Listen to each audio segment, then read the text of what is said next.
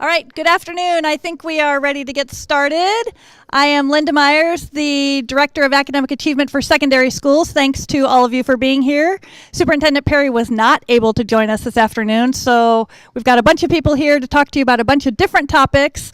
So we're going to jump right in and make sure we get everything taken care of. So we're going to start with Director Matt Biondi. He's the Director of Middle Schools. He's going to talk to us about the 7-period day. Good afternoon, everybody. So where are all the middle school staff?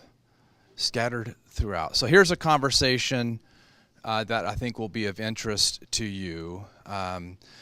We have moved, as you know, we moved to a 7-period day. This is the end of our second year, and we've been on that. And there was lots of great reasons why we did that, that I'd be happy to discuss and go over, but we can do that either together if you have questions, or I can certainly stick around. We can discuss that. But made that decision, and as I have heard input from staff, and we've done some survey with staff, Eric Schutz and I have been in conversation with each other about this issue, and I'm hearing feedback from many of you or your colleagues about the impact of the 7-period day, positive things and negative things, challenges that are come about. Want to start a process where we open up that conversation again and have that conversation with the staff at the middle school about our bell schedule, okay? And so this, before we get too involved, this is not for the fall. Okay, I want to make that very clear. This is not for the fall. And most of the conversation will happen in the fall. We'll do some preliminary work this spring, gathering information and organizing things, but would expect that in the fall we will have mechanisms to have this conversation in a variety of different ways, looking at different options, what creative ideas people have, to see if another solution is viable for us. If you've been through the bell schedule conversation before, or ever had worked on this, you know that it is a very difficult conversation, lots of nuances to it, there's lots of trade-offs, and if there was a perfect bell schedule, then darn it, everybody would be on it, right? There isn't. There's all these kinds of different considerations, whether it's prep time, whether it's instructional time, implications for different subject areas. There's all sorts of things. So I'm actually excited about engaging in that conversation and doing that with all of you, and with the thought that we would do that in the fall in earnest and have a decision, our recommendation to Superintendent Perry before we leave for winter break would be a goal, so that we can be set up in a timely way, the decision after winter break, hopefully. We can be set up for that for next year. Now let me say a big, huge caveat to this. It may be going through this process that we are right here exactly where we are today. That is possible. Because, as I just mentioned, the 7-period day, any bell schedule solves lots of things, but it also leaves other things out. And there's always those compromises and those trade-offs. So we could go through this process, get lots of input, and still be right back in the same bell schedule. And so I don't know what's going to happen, but I'm interested in engaging with all of you, and your administrators are interested in engaging in that conversation with you. So we look forward to doing that. What questions might this bring up? Yes? Will this involve... Could you speak into the mic? Will any of the dialogue also involve parents, or even any conversation from kids that have maybe experienced both types of schedules and the impact that might have on them? Yes. And we've actually surveyed both parents and students. Yes, to answer your question, I think that's a great comment, and I think that would be a very worthy thing for us to do. We've actually, when we made the transition a couple years ago, we did survey parents and students about the changes as well. So we have that information that was kind of right there with them, as we were making that change, it was on their minds, and so we were able to collect that, so we can share that as well. So, other questions?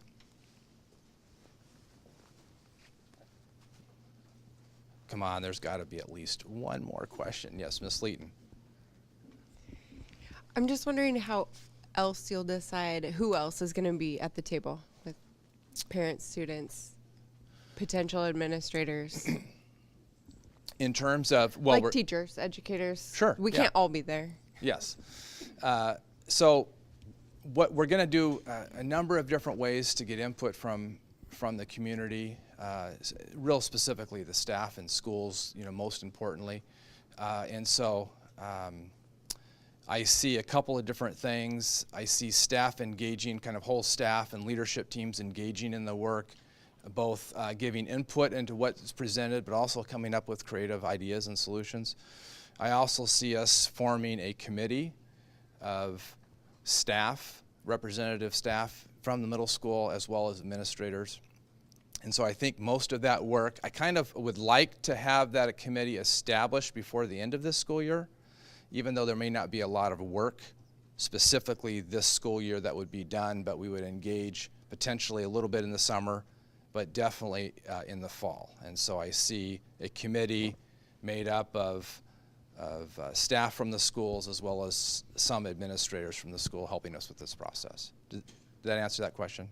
Okay. Anything else? All right. Well, thank you.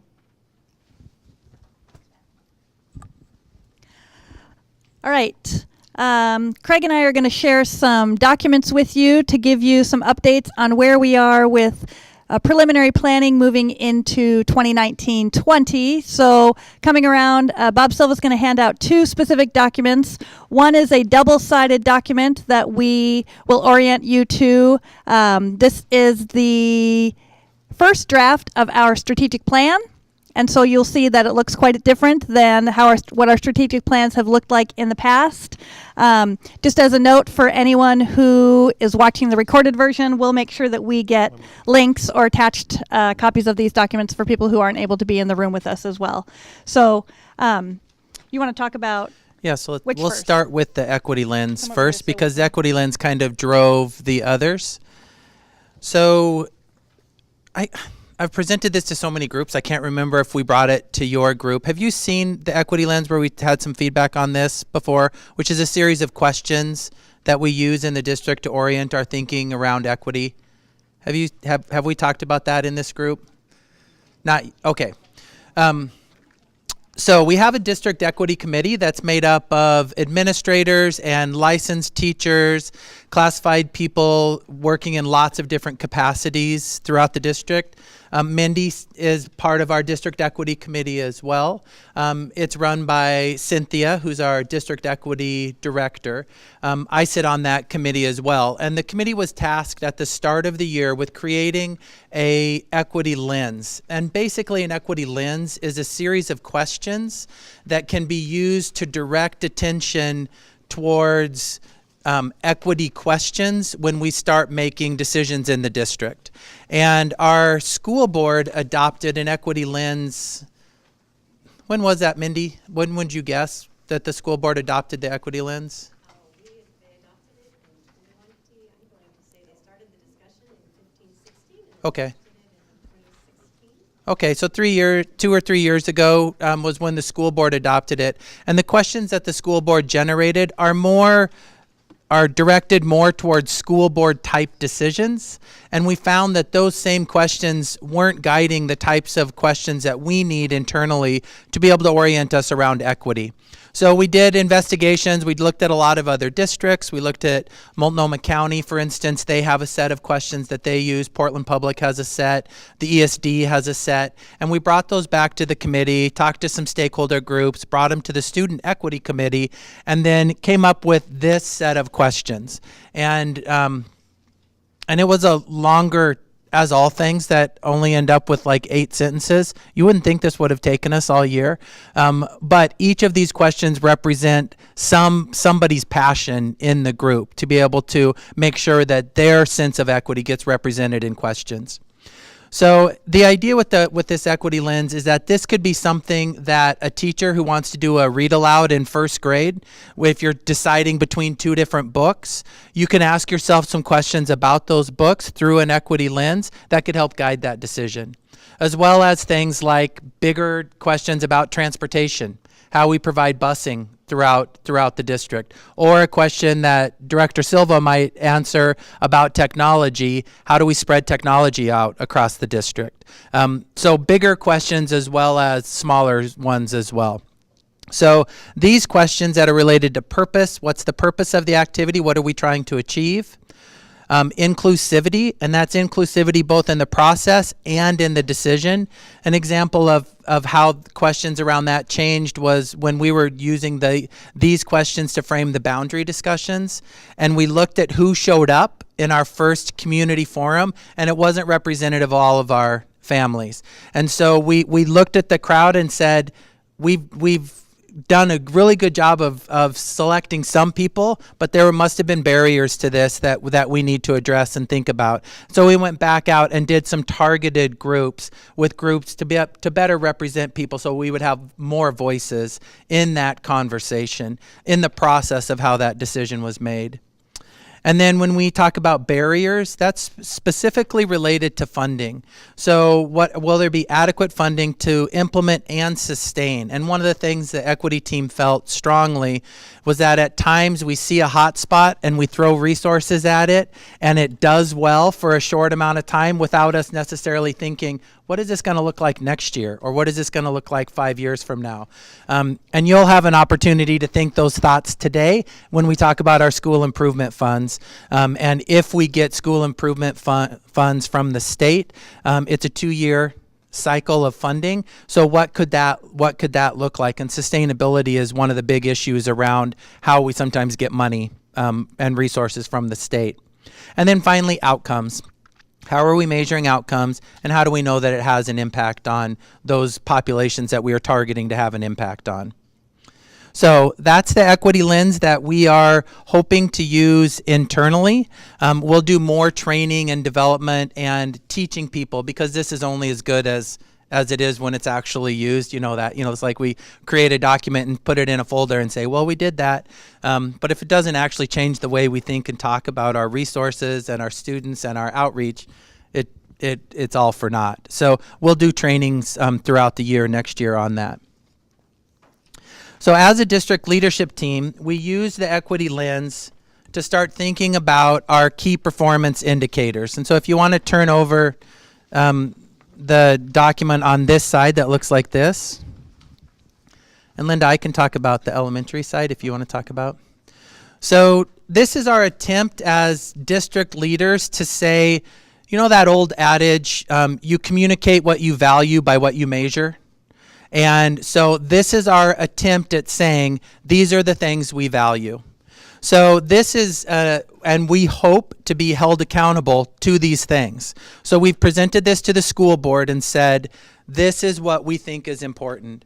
So you can notice on the document that it all leads up to high school graduation, successful high school graduation. So these are kind of touch points throughout the system that allow us to judge the health of our system. And there's little mortarboard hats on there. You can see the first one is on kinder regular attendance. So we think, and research shows, that attendance overall is super, super important. Kinder attendance is particularly important. One of the highest indicators of whether a kid will walk in 12 years is whether they came to school regularly in kinder. And even more interesting, we found in our research, it's kinder overall, but it's really September and October. If kids don't establish those patterns of regular attendance for those first 7 weeks of school, that's a pattern that's really hard to interrupt. So that tells us we need to pour resources and time and energy and attention into the first 7 weeks of kindergarten. So that sets the platform for those students to be successful 12 years later as they're articulating through our system. The one hopeful point of that, it's a highly malleable data point. That's what's been found as well. Interventions work with kinder families, especially if it's a first kid. So you all know this if you work in elementary schools, families that have their first student going through kind of set the tone for the rest of the siblings coming through. So an even more finite point of that is targeting families that have their first student with us. Establishing those patterns then can change the way a family interacts with the school moving forward. So we think that's an important data point. We want to be held accountable to have better than 73% of our kids in kindergarten have regular attendance. We think that's important. And we ultimately think that communicates a value that we want to communicate to our families. The next two, you see early literacy in English and early literacy in Spanish. These are new data points, and because we have in 23 of our schools, we teach Spanish and English, either in a dual language model or in what was traditionally called a literacy squared, which is a transitional English model. We have those in half of our elementary schools. We have more Spanish-speaking classrooms in our district than any district in the state. So we want to highlight that. We think that's an asset for us, and we think that that's something that we want to be held accountable for. Our kids need to be learning Spanish if we're teaching them in Spanish for the predominance of their day for K-1-2. So that's why we have early literacy in English and early literacy in Spanish, to be able to progress monitor that. And then the last little data point I'll talk about is third grade English language arts. And so know that there's a little mortarboard on that as well. I'm sure you all know the research around third grade reading. That is one of the most dominant. If a kid can read by third grade, they have an 82% chance to be able to walk. If a kid can't read by third, it drops by 30 percentage points. And the reason for that is because those kids are going to struggle then to learn to read as everyone else is reading to learn. So the content gets harder and harder. If you can't read, it's really hard to access that content, and you all know that research. So we're going to say third grade reading is an important thing for us to measure and to be held accountable for. Oh, then fifth grade. I guess that's still elementary school, since that's what I taught. I should know that. And fifth grade is also a marker. One of the interesting things in our model is that we have to decide as a system if we're teaching kids in Spanish in 22 schools, like I said, if their predominant language is in Spanish, and then we're testing them in English in the third grade, but we've taught them primarily in Spanish and we value Spanish, what does that say about that third grade benchmark? So we need some nuance that we have this valuable program, but it changes the way our kids are assessed and tested. So fifth grade is an extra important data point for us on whether they can read and write at high levels in English at that point. It might take our kids a little bit longer because our kids come out with 2 languages, not just one. So it's an asset that our kids have that we don't want to extinguish one to have high scores in the other. But we do need to hold ourselves accountable to the learning that our students are doing. Then transitioning to the very bottom of that middle column, benchmark reading and math, you'll note that there is a mortarboard graduation cap next to 8th grade SBAC mathematics. And the research behind that, you'll actually see a statistic up in the upper part of the chart. Only 13% of students who fail a math course in middle school will go on to earn a high school diploma. That's actually a national statistic, and our middle school director is sort of a data geek, sorry, but he's fabulous at running numbers and wanted to ensure that that was commensurate with what our data is here in the district. And in fact, unfortunately, it is. Our numbers are actually a little lower than that. So it is an important indicator for us to track math performance specifically throughout middle school. And so we will target SBAC math scores in 8th grades as another checkpoint along the path towards high school graduation. Language acquisition, as Kraig alluded to, we have so many of our kids as English language learners, and many of them are participating in Spanish language, Spanish literacy classrooms. As we have dug deeper into our data and the success of our students who come to us as English language learners, students who come in our EL program and exit the EL program before high school actually graduate and perform at very, very high levels. They've mastered 2 languages, they are bilingual and biliterate in many instances, and perform very, very well in our high school settings. However, students that are still in program receiving services in 9th grade are not being successful. The percentage of graduation of those kids who are still receiving services is actually quite poor. That is an indicator for us that we need to ensure that kids are demonstrating proficiency in English, we're saying by the end of 7th grade. Let's get them proficient. Let's set a target, getting them in full English, ready to be mastering rigorous content in reading and writing and content areas in 8th grade, and being prepared to be successful during their high school career. So language acquisition is a separate indicator on this document, and you'll see it also has a mortarboard because we believe it is that important and represents a significant portion of our student population. Then the last 2 columns have to deal with high school success. So freshman success is dealing with 9th grade on track. So the definition of on track for this specific document is 6 out of 8 annual credits with no more than 1 F in a core course. What we know about our data within Salem-Keizer is that our high school graduation rates are never higher than that same cohort of students in 9th grade on track. So whatever number we get, is whichever kids we get on track at the end of 9th grade, and that percentage, that sets our ceiling. We've never exceeded that in the graduation rate of who we actually get across the stage. So a massive indicator for us, and also a place for us to continue to dedicate resources and time and energy in building systems to ensure success. And then the last column is where we celebrate, whether it's graduation or non-traditional completion in a GED or 5-year completion. All of those are ways that we can prepare kids for post-high school success. So the board has embraced this document. It has given us some clarity on where we are going.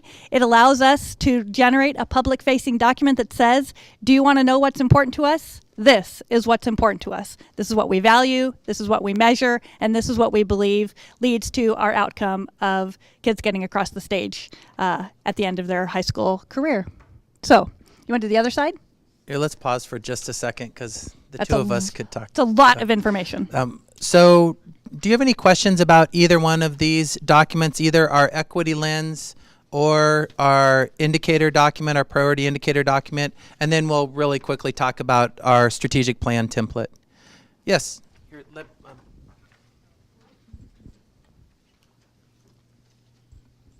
who had a question?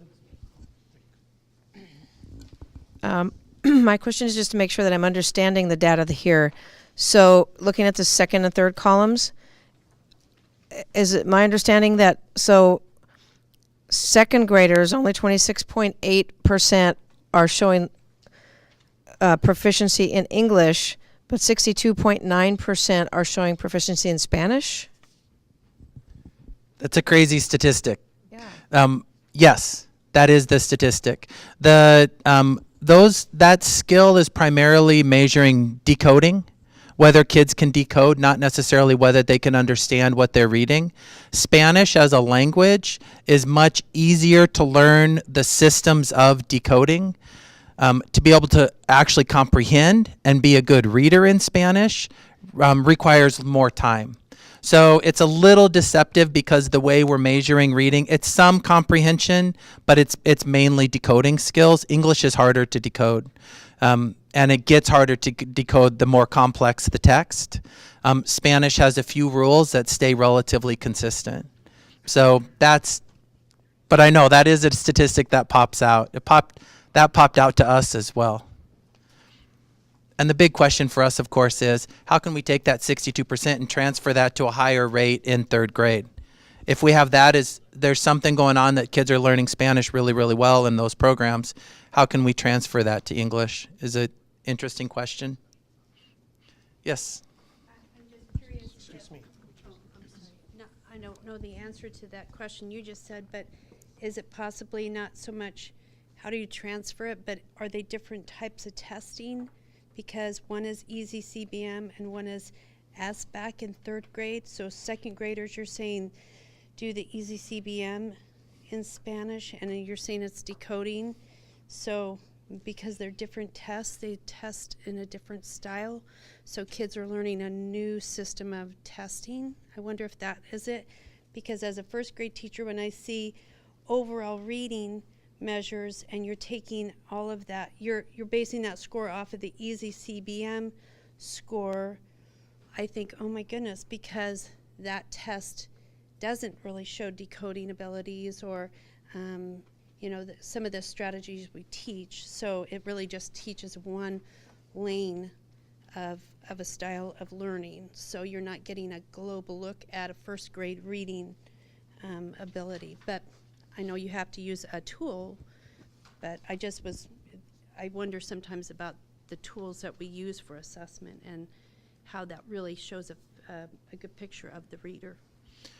Yeah, I think that's a really, and these types of interactions and questions is what we want from this document. We want to be able to point out, like, so what we found with our third grade readers, if a kid isn't at grade level on CBM, overall, they have a really hard time passing SBAC.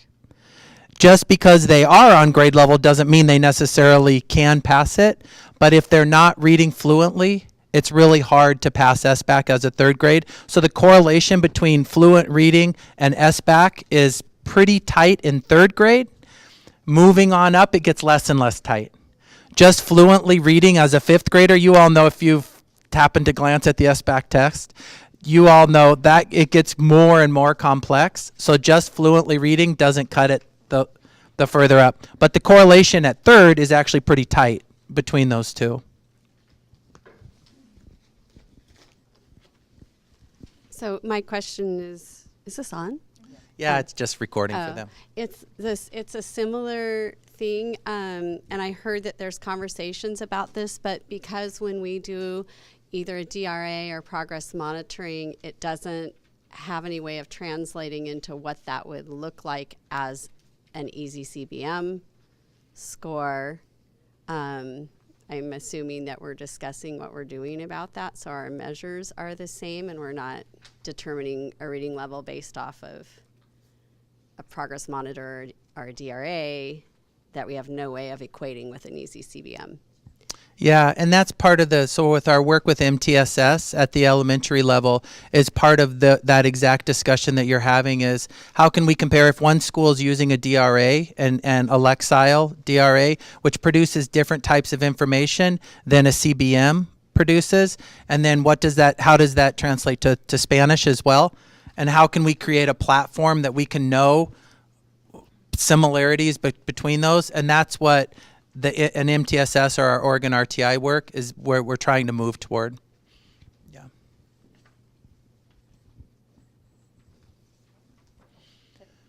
Okay, thank you for that.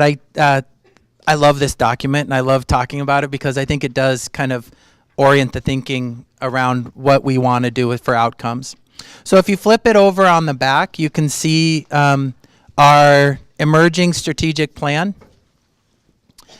And so how many of you have been engaged in the ORIS work at your schools? Have any of you been?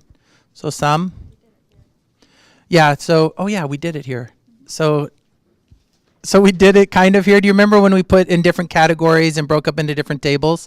So these are the big ORIS indicators that you can see in our strategic plan. And hopefully you can see evidence of our equity lens throughout the plan and our desire to have equitable outcomes for our students. So we basically settled on 4 big goal areas for our strategic plan, and it is much less initiative heavy compared to plans that you might be used to. We didn't list out all of the initiatives on the front. Instead, we listed out kind of 4 big goal areas. And I'll take the first 2 and you can take the next 2. So overall, the big overarching goal is to have equitable outcomes for our kids. And we want to ensure that all students master grade level academic standards and attain the behavioral, social, emotional skills needed to thrive. And we thought these are all goals that are aspirational goals. And so, but the reason we put academic, behavioral, and social emotional, because we never want to lose sight of the whole child. And even though we may test one part of that at any given time, we don't want to lose sight of all of those parts figure into whether we're successful or not. Then the next one is inclusive culture and community. And we want to build inclusive environments that empower students and staff to thrive with an intentional focus on those of us currently and historically underserved. And in all of these, I think you're going to see a focus on equity and a desire for equitable outcomes. The thing I like about that one in particular is it focuses both, we want equitable outcomes for our kids, but also our staff. So we want to create school environments where students and staff and families are thriving and are flourishing together. That's our ultimate goal as an aspirational goal. So you'll see there on the middle of the page, it talks about effective systems and operations. This is dealing with the non-instructional side of the house of the district. We are a large organization that requires significant infrastructure and departments to support schools. So how are we being purposeful in talking about things like transportation or technology or facilities or custodial, and ensuring that the decisions that are made in the departments really are designed to align with our need to move forward outcomes for students. So we'll be having some different kinds of conversations with our department leaders, and those conversations haven't typically focused on instruction, but digging in to understand how is it that what you do impacts our student success on a daily basis in the classroom. So we're looking forward to that conversation as well. And then finally, this concept of collaborative leadership. So creating leadership opportunities across the educational community and building capacity. So this is a layered conversation. What does it look like for leadership at the district level? What does it look like for leadership at a school leadership level? And what does it look like for leadership at a classroom level? So how are we building capacity for teacher leaders? How are we building capacity for school principals and department leaders? And how are we building capacity at the highest level of the district? And where are the distinct lines of collaboration? How are we aligned? How are we networking? How are we sharing the decision making? So that's a little bit of a new concept that hasn't been present and focused on in our previous strategic plans, but also is a way that we believe we can move the organization more coherently and to provide some clarity so that there's a better understanding of what is the laser-like focus and intent in moving the district forward. So that's how we landed on these. This is just the summary overview, kind of the cover page. There will be metrics and things listed under this. This is kind of the first rollout of this document. Principals saw it a few weeks ago, I guess, or earlier April. And so this may get a few tweaks, but this is where we're heading, and we're excited about the direction of the district. So questions specifically about the strategic plan? In the first one, when you're talking about equitable educational outcomes, and we say that it says you will ensure that all students, how can we do that if we don't have an assessment tool that looks specifically at social and emotional skills or behavioral skills? Are we looking at finding something that will assess that so we can ensure that that's happening? Or are we just going to have a checklist? I mean, what are we looking so we can document that and then measure it? So the question was around ensuring that we can measure academic, behavioral, and social and emotional. Panorama is not the end all and be all, but Panorama was our first step at trying to figure out a way of systematizing socio-emotional growth overall, and it gives us a baseline. There's an opportunity to use the Panorama data more often throughout the year, so that could be one way. For behavioral skills, that's a little harder. You have outward behavioral skills that we can measure in all kinds of like office discipline referrals or Swiss data or things like that. But there's also a lot of behavioral skills that are more inward, I think, as well. And we're looking at a couple different screeners. We have an externalizer and internalizer screener, which actually has some data around, it's a teacher-generated rating of their students to be able to get some of that data. And then the academic one isn't as straightforward as you would think either, because we have so many different measures. Yeah, we do have more for that. Okay. Okay. Thank you. If you have, I know we don't have a lot of time. If you have comments on this format, I would love to hear them. If you look at it and think, I'm wondering about this or I'm wondering about that, or if you want to jot them down and hand us to them. We're still trying to make this workable. So we'd love that.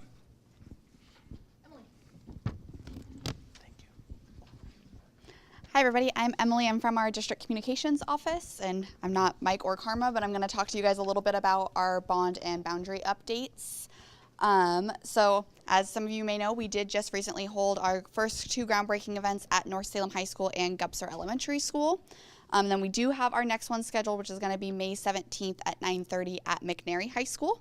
So if any of you guys would like to attend that, feel free.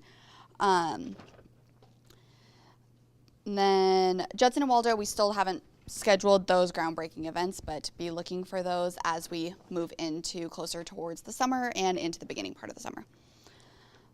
Design teams for the 2020 cohort of projects is already going. So we have McKay and South, which are already well on their way towards doing their design work, and then Auburn and Hoover have just begun their work. But if you want to know about any of the other projects that are going on as we move through the bond program, all of those can be found on our district website to see exactly when they're going to start, when design's expected to start. It has all of those fun details about the bond there. And then I just want to let you guys know our Community Bond Oversight Committee has its next meeting on April 22nd.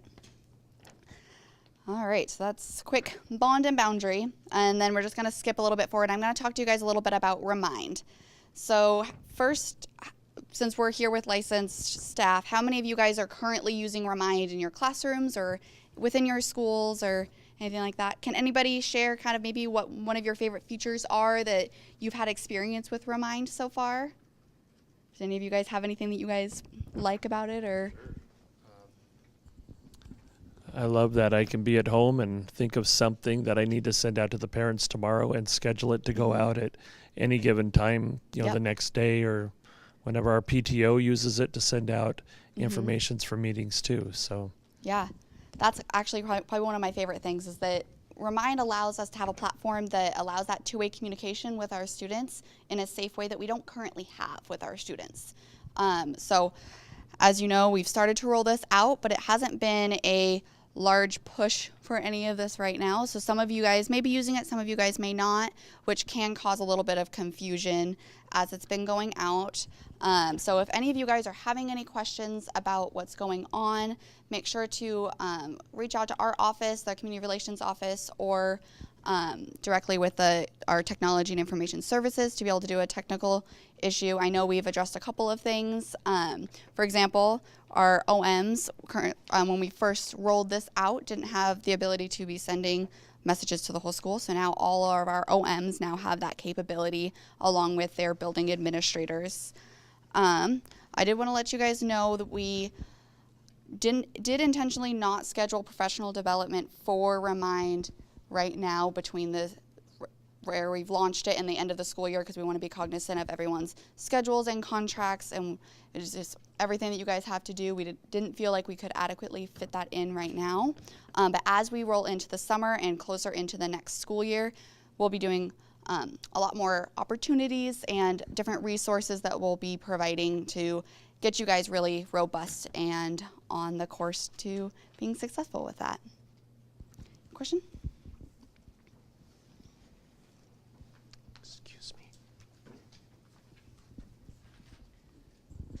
So then, is that going to be the kind of the required way we communicate? So we're rolling parents? this out right now, and so as of right now, we still have School Messenger and we still have Remind. So right now, Remind is being used as a supplemental. Okay. I don't know if Kraig wants to speak a little bit more to that piece of it.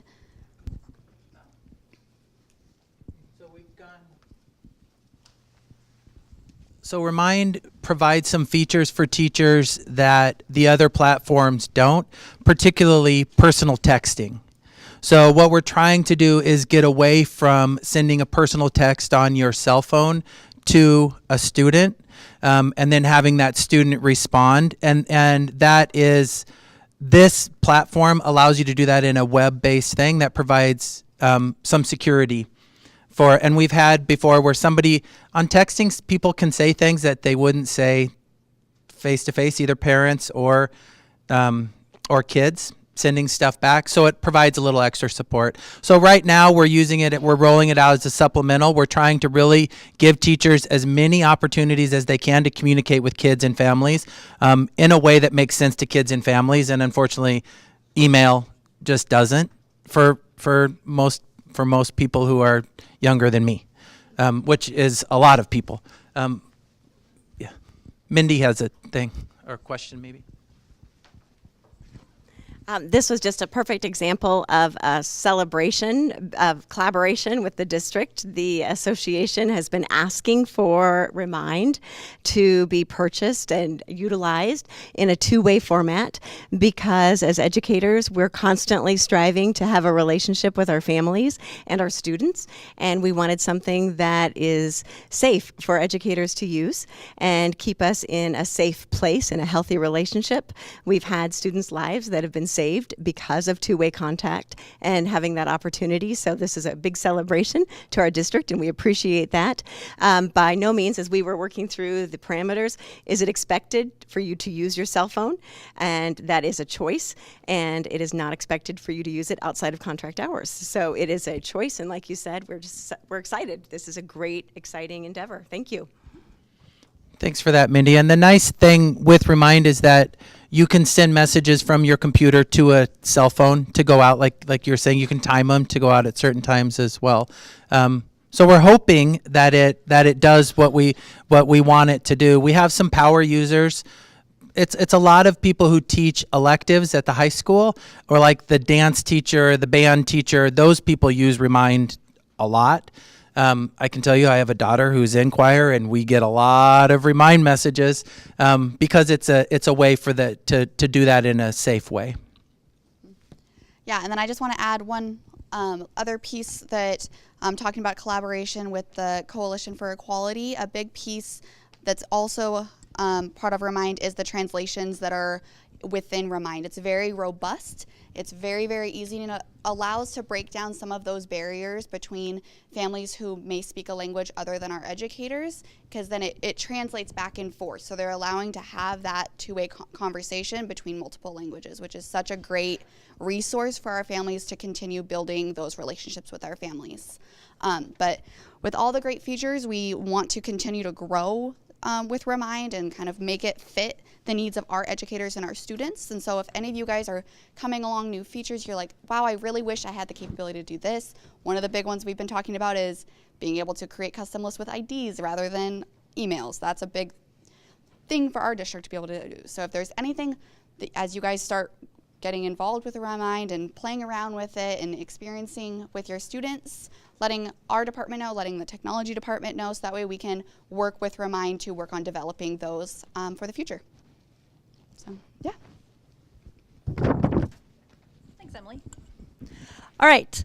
Last topic for the whole group is budget update. So some of you faithfully send in questions to Christy Patton, and this go around we actually had a handful of questions specifically about budget.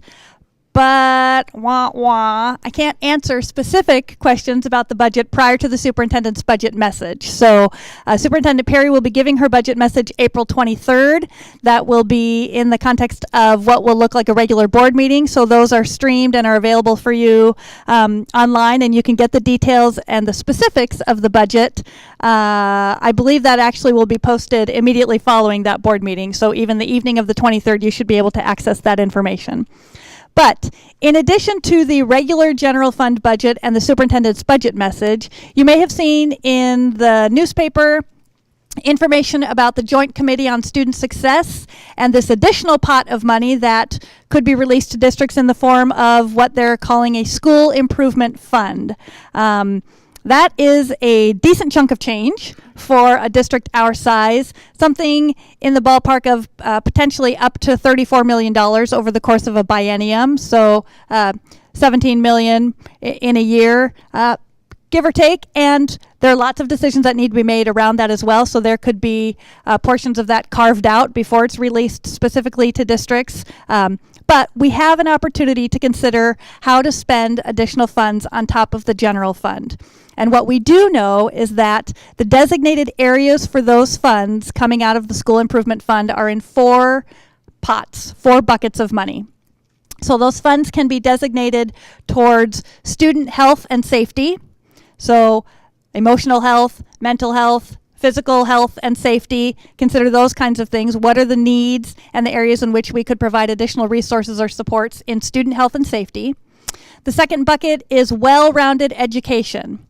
This is a specific intent for some targeting rural districts that were forced to cut music, art, and bringing back some of those things. We have a very robust music department, obviously, here in the district, covering every single school. So that gives us an opportunity to think about other opportunities in well-rounded education, looking at things like STEM, PE, technology. What are the things that we would want to bring into our students' daily instructional package to be more well-rounded? An additional pot is simply adding more learning time, extending a school day, adding more days to the school year. Oregon has one of the shortest school years in the nation. The number of days that our kids are here for instruction and the amount of minutes that they sit during instruction during the course of a day is much lower than many other places across the country. So targeting more learning time. And the fourth bucket would be class size / lowering the adult to student ratio. So it's not just, what do we have to do to reduce class size? It's how could we push more adults into the system proactively, creatively, to adjust the ratio of the number of students per adult in a school setting. So I would love for you to participate with me for the next 10 minutes. And just at your table group, just begin to brainstorm. What are some of the needs that you see from your perspective, whether you're in a department, whether you're in a school, whether you're a specialist? What are the things that we could consider putting into those buckets to meet the highest needs of our kids? So I'm going to ask you to just start making a list. You can put things in every pot. You can put things in what you believe to be the most important pots. But in 10 minutes or so, I'm going to check in, and then I'm going to ask you to look at the things on your list. Maybe we need counselors. Maybe we need more PE. Maybe we need smaller class sizes for kindergarten. Whatever it is that you say, after your lists are on this page, I'm going to force you to prioritize your top 4. So you can have 20 things on your list, but I'm going to make you choose. All right? For some general context, let me just give you some dollar figures. $18 million in a year-ish. If we wanted to add 1 day of school, that's $1.8 million. So we could say, we should add 10 days of school. We should add 2 weeks of school and start earlier in August or go another week in June.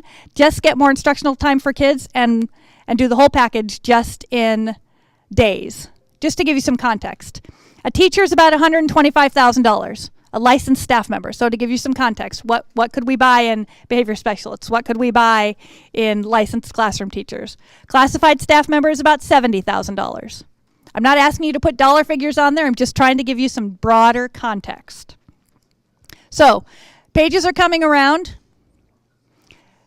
Talk in your groups. List whatever it is you think on there, and I'm going to check in 10 minutes.